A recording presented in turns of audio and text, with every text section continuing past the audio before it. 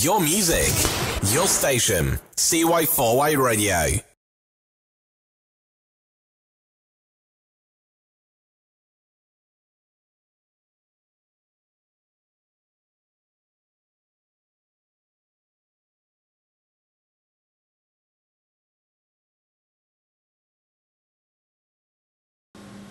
So we're back on the Local Music Lowdown live. Got another band with me. They're going to be on with Mike in just a moment. We've got the Christophers. Hello. Hey, hello guys, how are you? Oh, very well, thank you. Super.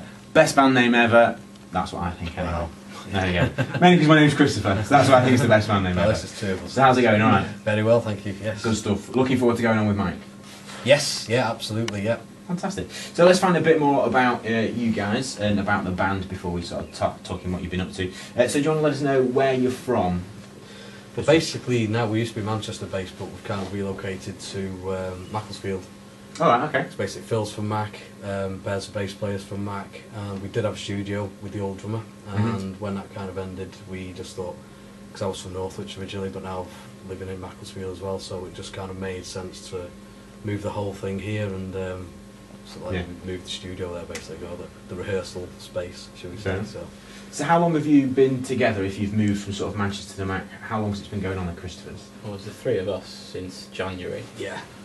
But a lot longer. A lot longer, yeah. It started probably about early 2008 when it was giggable, you know, and stuff, so probably even late 2007, but like we talked about before, and it's just taken so long. I mean, every part of the band's been really good, but this is what it should have been at the start, and I've always said that, you know, it's with Phil now with us and stuff, it's and Bez, you know, it's just a proper band now, rather than just people coming and going and having a bit of input. You say that, so when you started, did you have quite kind of a vision of the type of music you wanted to be making, or was it more about a creative team and atmosphere that you wanted to create? Yeah, well, because I was in another band at the time, and I just started writing a bunch of songs, and I thought, because I was leaving that band, and I just thought, I can't be bothered to get another singer and stuff like that, so I just thought, I'll give it a crack, you know, someone's got to do it, and that's how it came about. I wrote Alison and about two others, and really liked them. Yeah. And friends started playing bass, and then it just took off from there. We just got some gigs, so it was a pair of us with a drum machine, and I like what the Kills were doing in Suicide, you know, very lo-fi, very organic, you know, sounding. I wanted to get back and get rid of all my pedals and effects and just plug straight in and have it like that. It's gone full circle now then. It's gone back round. Really? Different about it? Back to the effects now. Yeah, back to it, oh yeah. But it's always kept that element though. I like the element of the lo-fi-ness of it. It's I've always kind of shied away from, when we're writing stuff, you know, it's like, if it gets too indie-fied, want for better words, you know, where it's, because I like the electroness and the sounds synths make and stuff like that, and that's always been a really big element, you know, little weird Casio sounds and stuff like that, you know. So you're talking about your sound and perhaps what it was. Would you describe yourself as having a style as a band? And if you do, what would it be? That's a tough one. I mean, we've always said, like, when you actually songwriting or come for ideas with it, you can always think, oh, it doesn't sound like the Christophers, or this doesn't sound like that. And we've come to a point where it's like, well, if it's a good song, it's a good song. It'll always sound like us, because I can only sing in one type of way anyway, and always play in the type of the same way, and so it will always sound like us. It'll just sound different. I mean, if you listen to Alison, to Wisdom, to one of the newer songs, Control, they're miles apart.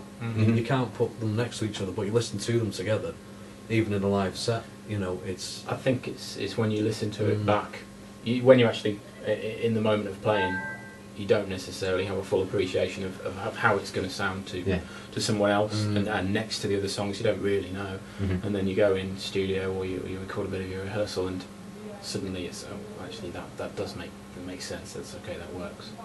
So is that one of the reasons why it works, and you say where you want to be, is that actually there's no limits necessarily on what you want to do? I think that's what it is. As long as it keeps you interested. Is that as much of a part of it as anything? You've got to keep yourselves excited by it, really. Yeah, I mean, every rehearsal, almost every rehearsal, apart from ones with a bit of time pressure, perhaps for just before a gig, or we need to get something ready for studio. Yeah.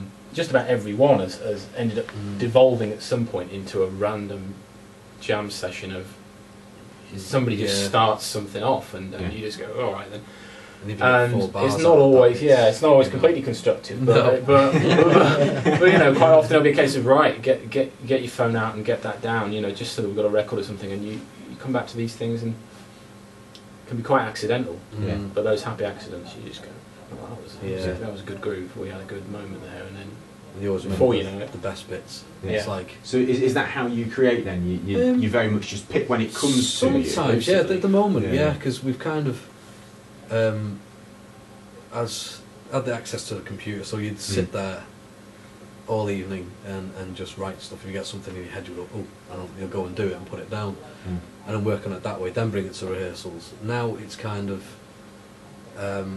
rehearsals seem to have taken over. It's kind of swapped round now, and we'll come up with an idea, and I'll just take it back then and try and work on it on a computer the best way I can, and I'll record it in that way, and then bring it back again and see how it works. Get it into a song state. It's nice to actually. It can be too easy these days, with computer music, because you just plug in, get a little beat going, and do it.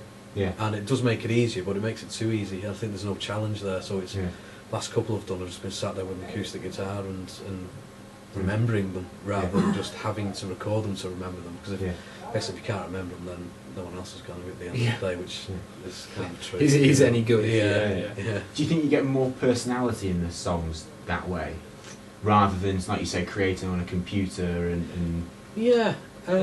Sometimes, I mean, sometimes songs will happen, like a song called Plans, which was kind of, it helps out a lot. It got on a lot of the big radio stations and everything.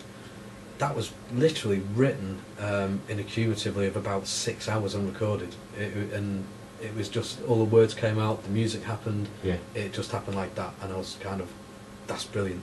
And then you can work on some songs for weeks and weeks and weeks, and keep coming back to them, and being stuck on a certain part, and it's just that creative process, you know.